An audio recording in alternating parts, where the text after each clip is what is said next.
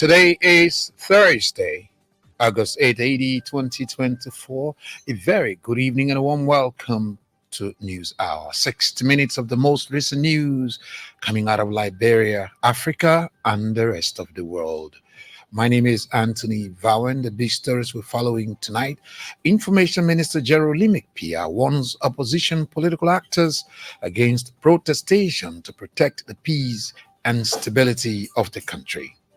All these actions foster a democratic process meant to create insecurity, to scare investors away, and to make our country to look like a nation that is not governable. The commander of Zone 6 Depot, David Fire, goes to jail after being charged with murder by the Liberia National Police.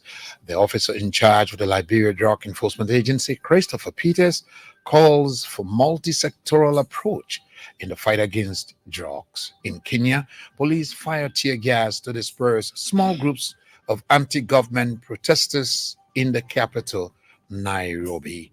Also coming up, sports, the news in French, the weather report, and several other developments. We begin, though, with the bulletin of news read for us by Fabienne Quia. Government says the constant threats of protests from the opposition Congress for Democratic Change has a propensity to scare away investors and undermine the country's peace. Information Minister Jerry McPeer alleged that the CDC held over 300 protests only for political power during the 12-year regime of Unity Party. Minister Pierre, however, clarified that the Unity Party did not organize any protests during the CDC's 6-year regime, emphasizing that government will not tolerate any anti-democratic agitation against it. All these actions foster a democratic process meant to create insecurity, to scare investors away, and to make our country to look like a nation that is not governable, will not be tolerated. And if they are also meant to sway our attention away from our resolve to hold people accountable as a government, then you are mistaken. It will have zero impact. Addressing the MICAT press conference Thursday, the government chief spokesman called on EPS agents and other government workers who feel illegally dismissed to seek legal remedy as opposed to acts of lawlessness. Minister Pierre also reaffirmed government's position to implement the reports from the Liberia Anti-Corruption Commission and the General Auditing Commission. The Liberian National Police has charged the commander of Zone 6 Depot David Faya with murder and sent to prison. Recently, defendant Faya allegedly discharged a firearm, resulting to the death of Mohammed Monuba in a Banjur community, Brewerville, Montserrat County. Police investigation revealed that Officer Faya committed the act during an argument between him and the victim.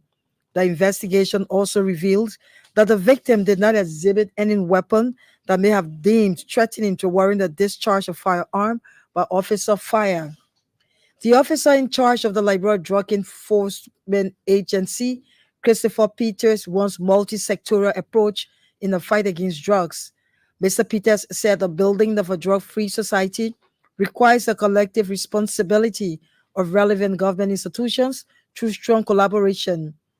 The DEA officer in charge also called for proper border surveillance by the Joint Security to break in the supply chain for drug smugglers. Mr. Peters also promised to develop a drug master plan to reduce the usage and consumption of drugs across the country.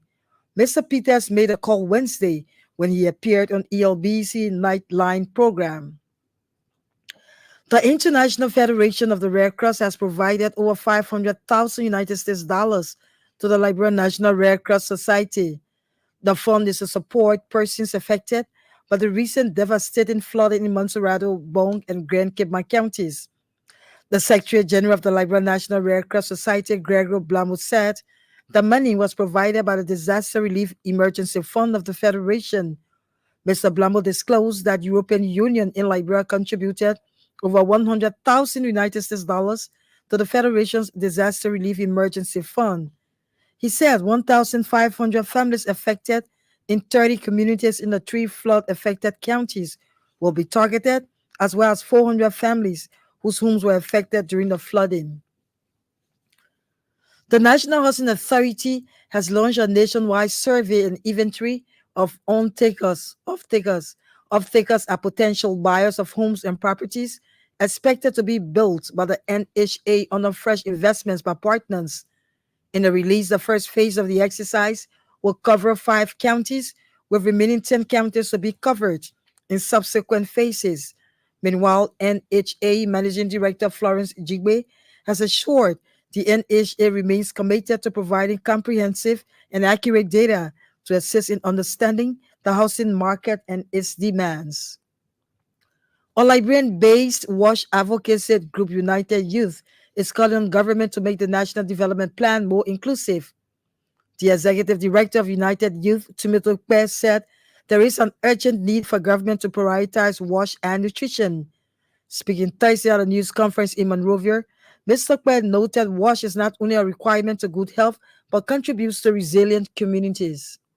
This new development agenda that is currently ongoing, we want to call on this government to prioritize the issue of WASH and nutrition, because when you do that by highlighting the WASH and nutrition components of the development process, you will really make maximum impact.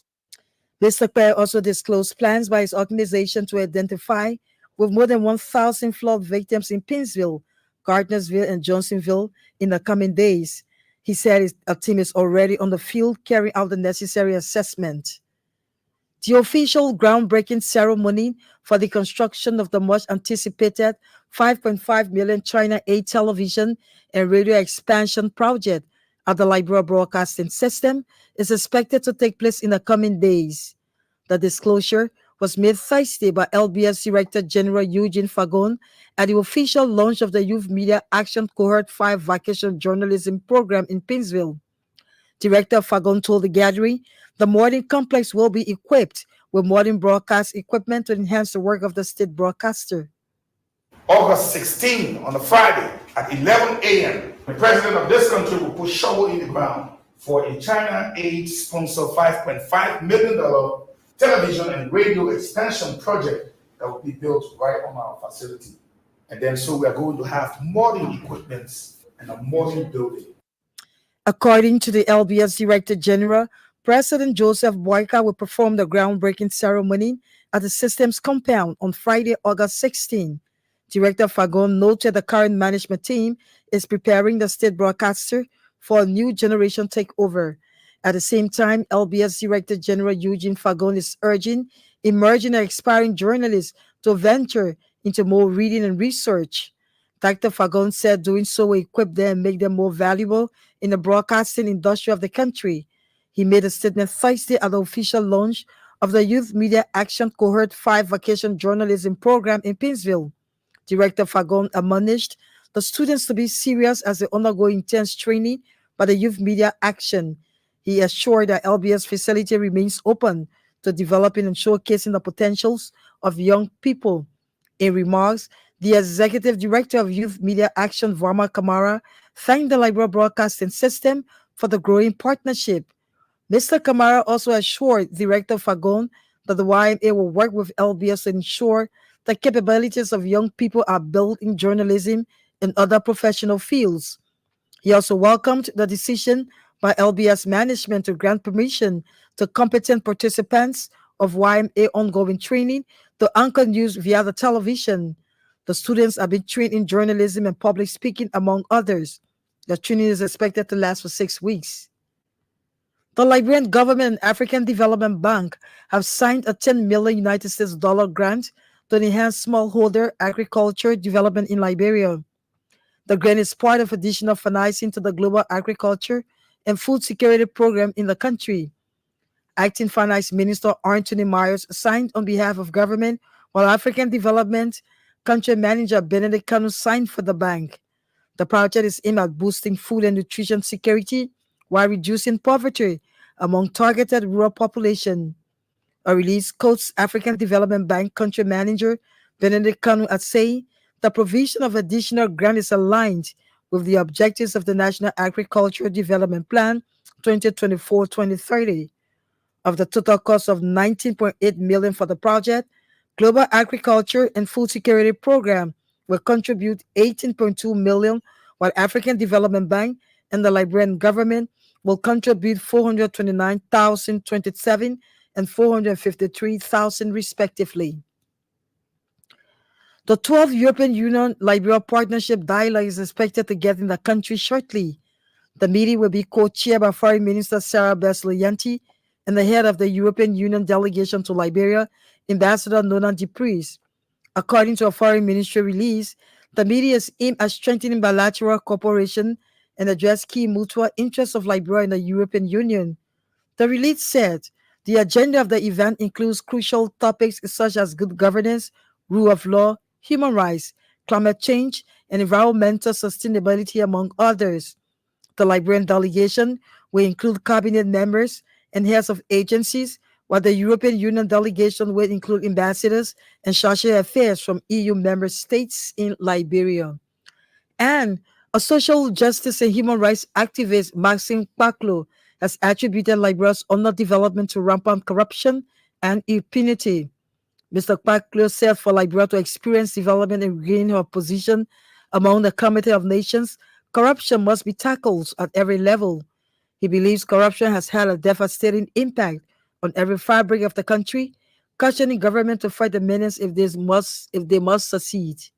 Look at the state of this country. So corruption impact has been so much devastating on all of us to the extent that in the next 20 years, if nothing is done now, obviously generations that will start their lives somewhere in 2030 will still be affected. And that's my fear. Mr. Kpaklo also warned Liberians to be patriotic to the country. He said patriotism is a catalyst for development, urging the citizens to rethink and build Liberia. The news bulletin is a regular feature on Newsline. Thanks very much to Fabin Quia.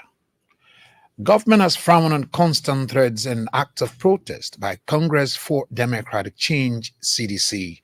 Information Minister Jeremy Pia emphasized government will not tolerate any anti-democratic process to get state power. Minister Pia spoke Thursday at the Ministry of Information regular press conference on Capitol Hill in Monrovia. The way to resolve the leadership conflict or issue in this country is through the democratic process. All these actions outside the democratic process meant to create insecurity, to scare investors away, and to make our country to look like a nation that is not governable will not be tolerated. And if they are also meant to sway our attention away from our resolve to hold people accountable as a government, then you are mistaken. It will have zero impact on our quest to hold past leaders who breached the public trust accountable. Do you know how many persons serve in government? Do you know how many persons get elected? How many persons have been pursued? So it means that not everybody who worked for government or who work in government is involved in some criminal act. Does that mean that you who chose to do so should not be touched? Because when you are touched, you will shout which ones? Who did the investigations that are leading to these actions? And look at the case that had to do